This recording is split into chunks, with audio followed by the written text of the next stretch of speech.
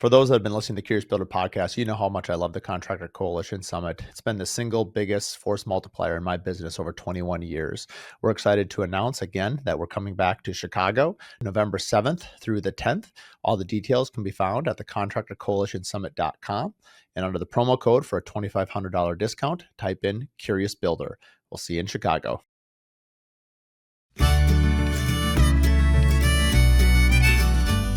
You could have a series of goods, and I think you could equal the best.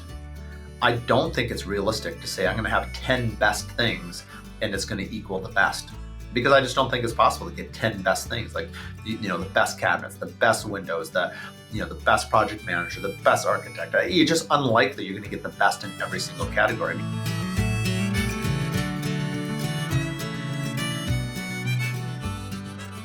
Welcome to the Curious Builder podcast. I'm Mark Williams, your host. Today, our normal Thursdays, we're doing our series of losers or winners. I had a canceled interview, so we're not able to do that. So I was going to go back to something that we've done previously for some of these Thursdays. Is I basically keep a list of all these quotes that I love, and they apply to business, they apply to life. And so I've riffed on this before. So anyway, if you're into quotes, I think you're going to like this one, and I'll try to relate it to business and life. Actually, this came out today. I had a really difficult situation today. I won't go into it in a ton of detail on this particular podcast. Probably in the future I will. But anyway, I reached out to a good friend of mine, Drew Beeson. He's been on the podcast before. He's a really good friend of mine. And I called him. I said, I need a little pep talk.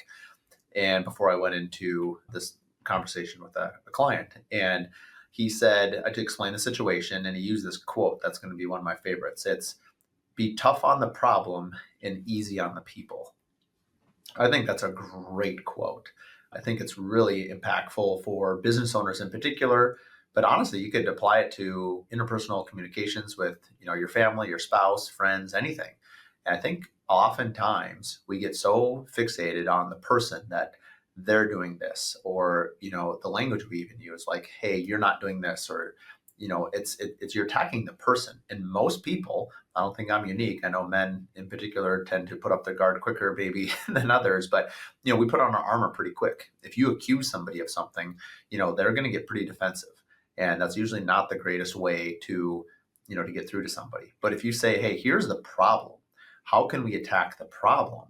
Now it's not so personal. And you can really speak to, hey, here's the issue that we have. How do we achieve it? So in this particular example, the budget. And I love what my friend Drew texted me. He said, go get them. He said, let's both attack the budget. And so I like that. Like, as a builder, we're trying to present something to our client, and, we're doing the best we possibly can to give them a great price, a great value, really more so than a great price. And we're balancing so many different things. And, and the client they're not builders. They're not interior designers or architects. So there's a lot of things that they don't know, and that's okay. They trust a talented team, and rightly so. And so it's up to us to really convey that information and make sure that they feel trusted, that they feel, secure. And so I just like that, I think when you have mutual respect, which, I certainly do with the client that I'm thinking about, like, I really think that they're really good people. And I really, in particular, love the way that they treat their family members. I think it's really important to me, frankly. And I told them that. And I said, but in this case, the budget is the enemy. How can we both attack the budget so that, me as the builder, I'm not the bad guy, because the cost is the cost. And the client isn't the bad guy because they don't want to spend their money on that. How can we come together and work? And I think when both people are on the same side, you can achieve almost any issue. And I'm reminded of the quote that Linda Engler, a designer here in Minneapolis, had shared with me. I think I've shared it before, but just that you're going to have the designer, the architect, the client, and the builder. Let's all be on the same team, because the project is on its own team. And the project is constantly going to rear its head and try to fight the four of us. But if the four of us stay together, we can beat the project. But if we start getting divided, if a few people fall in love with the project, let's say the architect or the designer so fell in love with their design that they lost sight of the budget. Now you've got the designer and architect with the project against the builder and the homeowner. That's not a good scenario. I've had it before where, the builder is on the project against the other ones, or maybe the client, maybe the designer, architect, and builder on one side, and the client is with the project saying, my project, is this, that, and another thing. It's not a good scenario. So I love the idea of being unified, and I love that we can be hard on the problem and easy on each other.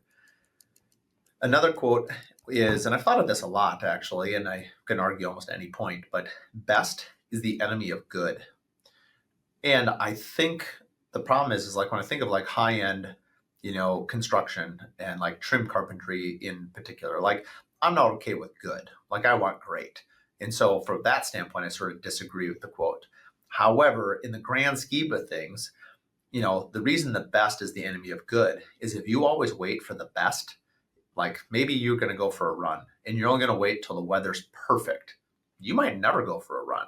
And so good enough is good enough. I think starting a business is a little bit like this. If you wait for all the circumstances to be just ideal for you to start a business, you'll probably never start one. And so at some point, you just have to get up and just do it. And I do think there's a ton of value in just activity and action. I do think activity breeds activity, but in particular, if we're waiting for the best version of everything, and a lot of people get trapped in this cycle. Clients can get sucked in it. Homeowners, business owners get sucked into this a lot. Let's say you're going to do a spec home and you just want the best of every product. But before you know it, you go down this road and maybe good would have been just fine because now the best of everything, no one's going to buy it. And so now you're left with a home that people aren't going to buy because they can't afford it. And so I think that's where really value comes into a lot of it. But to me, the essence of this quote is, when you've got something that's good, like proceed. It doesn't have to be the best. Not everything's going to be the best. That doesn't mean, I do think you could have, I'm sure this math won't line up, but you could have a series of goods and I think you could equal the best. I don't think it's realistic to say I'm going to have 10 best things and it's going to equal the best because I just don't think it's possible to get 10 best things like, the best cabinets, the best windows, the best project manager, the best architect. It's just unlikely you're going to get the best in every single category. I mean, you look at a basketball team, Michael Jordan, he's the best. Scottie Pippen at the time, let's just say, top 5 in the NBA. I mean, very, very good. And the rest of them are role players. However, they were the best team by far. And so you can make the argument that, yes, you had some best, but you had a lot of good in there too. And because at the whole, you had the best. I think the same is true as football. I think Tom Brady was the best quarterback that's, ever played football. I don't think every single person on his team was the best ever at their position. I think he had a lot of really good people. I think they had probably one of the best coaches, which helps a lot. Anyway, so I like these analogies because it helps frame up, when we should go, when we should stop, and when we should reevaluate. The next quote is, motion is good, action is better, do. I like that. I think honestly, I don't know a better example than thinking about the podcast. I had no idea what I was doing with the podcast. I just said, I went on a podcast. I went on Brad Levitt's podcast, the AFT Construction Podcast at the time. Now it's been renamed the Brad Levitt. And, I'm like, this is amazing. I love talking to builders. Obviously, I always like talking and I like talking about entrepreneurship. And it was a whole new platform. And I said, let's just go. I didn't think a lot about it. I had a lot of good things going for me in terms of like, I was in the middle of rebranding my company. So I had a lot of things that it was just the right time. But I mean, I could have said, and just kind of paralysis analysis, I could have planned it out for a year and maybe it would have been better. I don't know. Maybe it would have failed. Again, don't know. But I think there's a lot of value in just trying, just do. Again, activity breeds activity. But I like this, that motion is good, but activity is better. I think if you're going in terms of sales, it depends if you're trying to create another revenue stream. Like I've often thought about buying a home. I know a lot of builders do this and remodelers, buy a home, fix it up, and then rent it out for, residual income. Get to the point where you have like 5 or 6 of these homes, they're cash flowing. I think it's a great business model. I've sort of been paralyzed waiting for enough money to do it, kind of the interest, like really understanding the pros and cons. It'd be the best way if I was really serious about it, is just go buy a house and do it. Like enough motion, like go get the activity, go get it done. We learn, at least I do. I learn way more by doing it than by, analyzing it. I've always been that way. And I'm not saying that there's not a lot of value in researching and understanding. I'm certainly not saying just, go off half cocked, but like, I think if you just sit there and think about it all the time, you never get anything done. And so I'm guessing I'm preaching to my entrepreneurs out there because I don't think anyone's an entrepreneur if they didn't say, let's go do this. So anyway, keep doing what you're doing, people.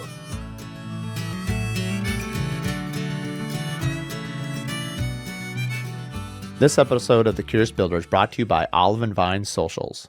If you're a builder, a designer, or an architect looking to grow your brand without dancing on TikTok or spending your whole life on social media, listen up.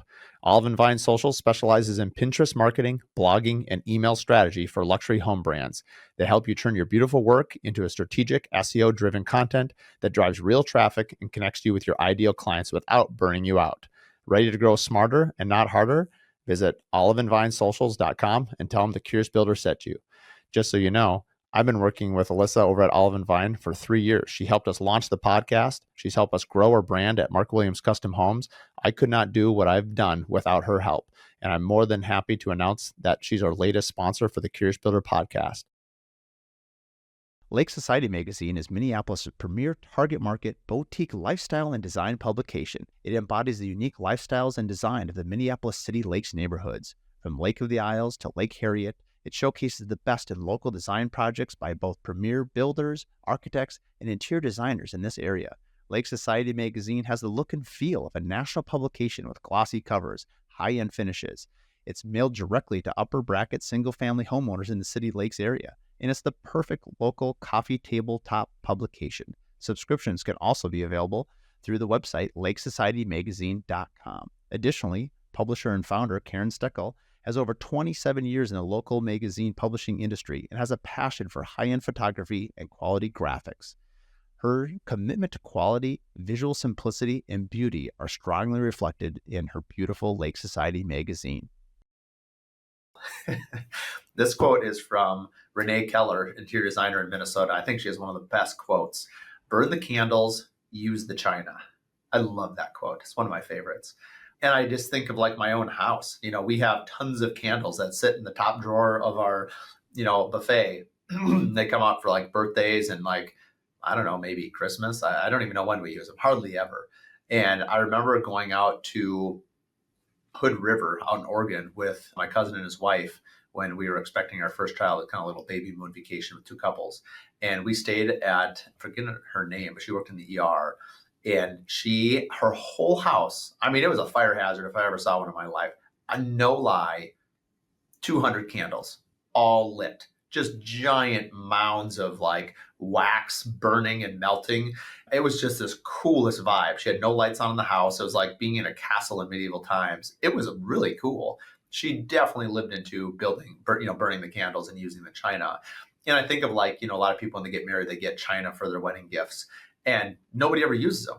I remember, this just comes to me now, I told my mom and dad if there's any left when they pass that I would like them. So when my mom and dad were married, my mom had worked for a very well-known, I don't know if she was a designer or what she did. She helped start GNC Nutrition.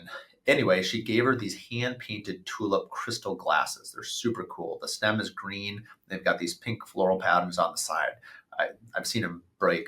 It seems like every other Christmas they're broken. I don't know how many are left. I mean, these things are 50 years old, so I don't know how many are left. But my point is my mom regularly uses those when we come over, because if they just sat in a cupboard, you'd never use them.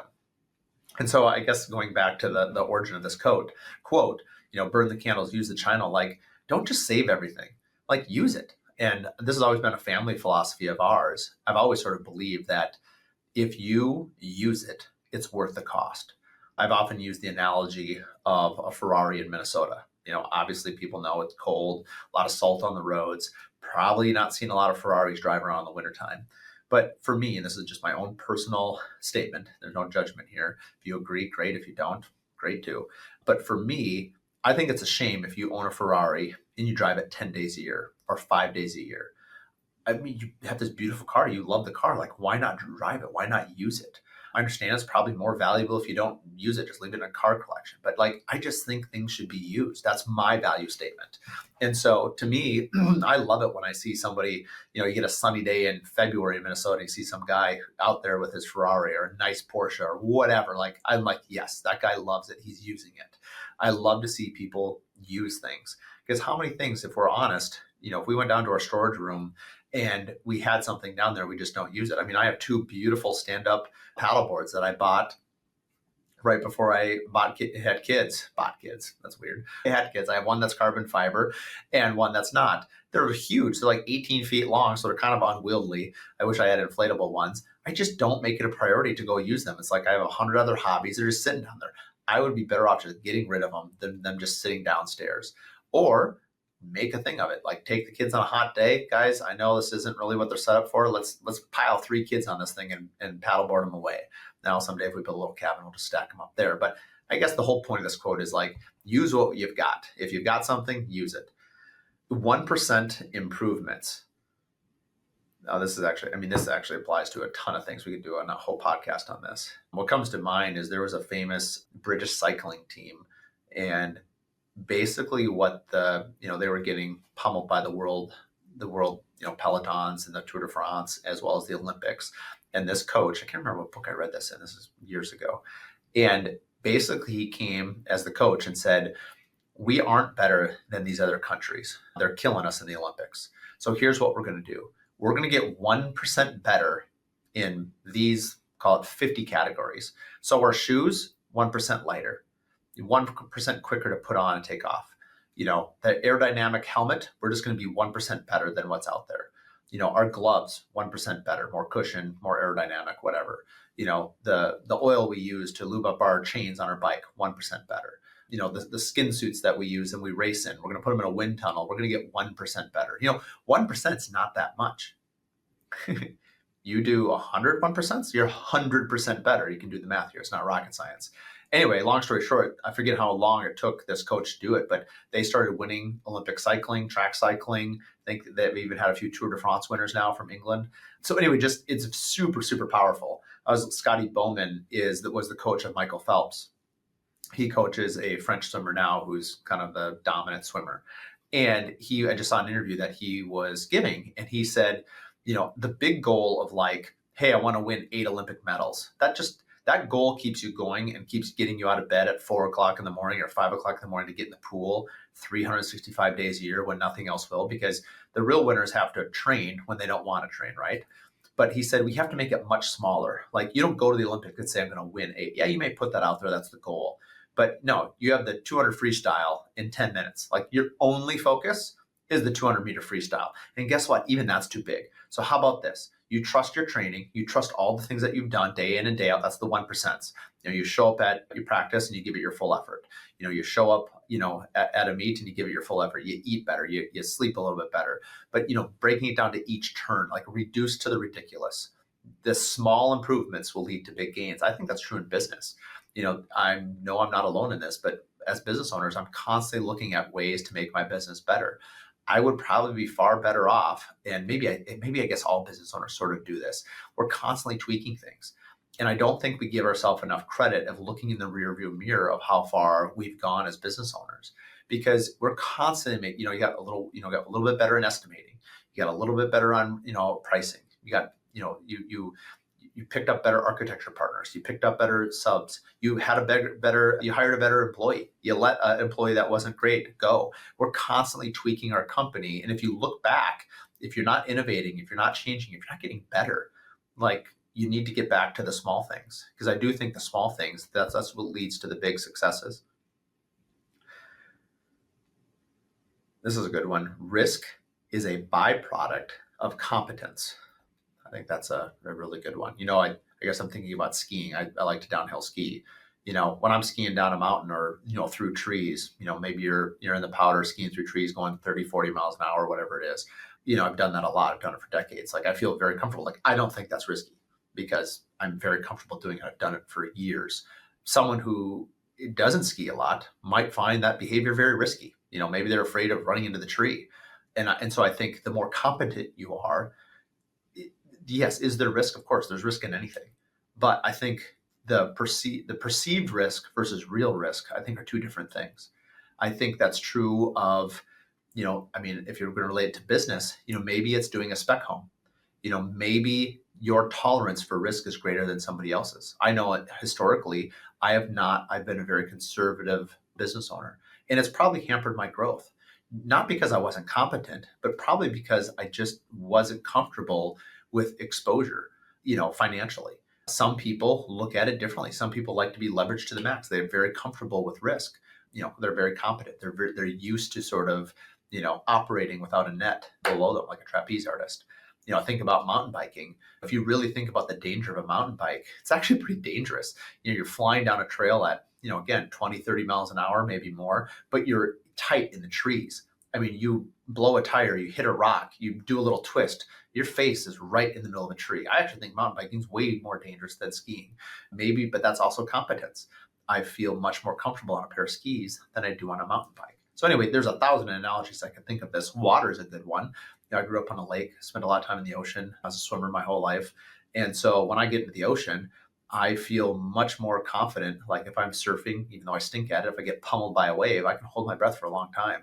I don't panic when I'm being pinned down to the bottom of a reef because I'm comfortable holding my breath. That's risk and consequence. I feel comfortable. I know a lot of mountaineers. My dad kind of got us into mountaineering as a family, and people used to look at him as very risky.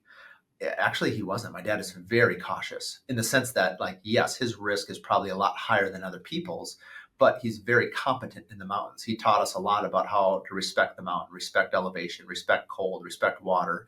And so by just being very in tune with your surroundings, yeah, other people might looking on if they're not used to it, might think that's really risky. It's actually not. I think you're taking very calculated, tact in what you're doing. I think that's true in business. I think it's very easy, especially in business you don't understand. You might look and say, wow, that's really risky. But maybe they're just really competent at what they do. Maybe, yeah. So anyway, I think I've killed this with analogies. I think we all understand that risk is a byproduct of competence. So this one's pretty good. We'll end on this one.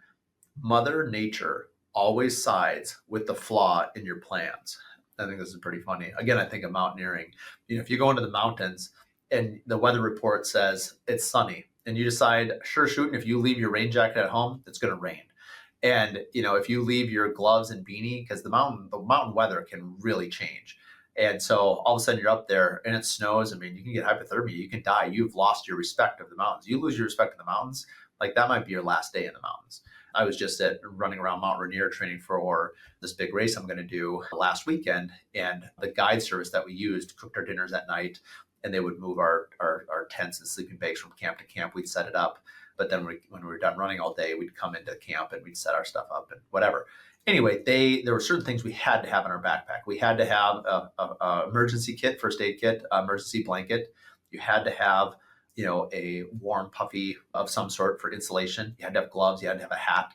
It was probably 45 to 75. So I never actually used anything in my pack for those 3 days. However, it was perfect weather. But again, going back to the deal of making sure that you've got, some prepared level. And I was thinking about Mother Nature. Like I know not to do this. I tried a new pair of shoes and I had the worst case of plantar fasciitis for 25 miles. It was terrible. My foot just killed. And so, I've known many times where when you go out into the mountains, I've been spending a lot of time in the mountains. So that's all my analogies, and they can apply to business if you want them to. But ultimately, usually when you go into the mountains, you start really early in the morning because you just don't know how long your day is going to go. You'd rather start early and have time at the end. But my sister is notorious for starting late. She also has a very unique ability of, if you're going to be stupid, you better be tough. My sister is super tough and one of the most hardcore people you'll ever meet. And she can really, she can suffer like nobody else. And I swear, Mother Nature's always messing up her plans. Like she'll start at like 1 o'clock, 11 o'clock in the afternoon. She'll get in at like midnight. Maybe she had a headlamp. Maybe she didn't. Maybe she brought one granola bar. Maybe she had some food. Maybe she found some berries on the trail. Like she is constantly letting Mother Nature, mess up her plans. And so I guess the point is make sure you have you're prepared, and make sure that you understand what your worst case scenario is, whatever the situation is. I think of even like, remodeling. There's a home down the street from Misa Hoos and they popped the top and they were waiting for a 14-day window to pop the top on a second story of a home. It's like, you're never going to get 14 days of no water. So, Mother and sure shooting, they open it up and it rains the next day, or, something like that happens. It's just kind of like, hope for the best, but plan for the worst, and you'll probably be just fine. Anyway, hopefully this was enjoyable. It was for me. I love quotes, and we'll see you on Monday at our next podcast. We've had the podcast now for 2.5, almost 3 years now. And we have a consulting page, one-to-one consulting. You can book my time for 1 hour. Perhaps you've heard a guest where you like one of the topics. Maybe you want an introduction to some of the guests that I've had on. Perhaps you want to talk about branding or marketing or anything that we've covered on the podcast over the last 2.5 years. You can book a time at curiousbuilderpodcast.com. Thanks for tuning in to the Curious Builder Podcast. If you like this episode, do us a favor, share it with 3 other business owners. The best way that we can spread what we're doing is by word of mouth, and with your help, we can continue to help other curious builders expand their business. Please share it with your friends, like and review online, and thanks again for tuning in.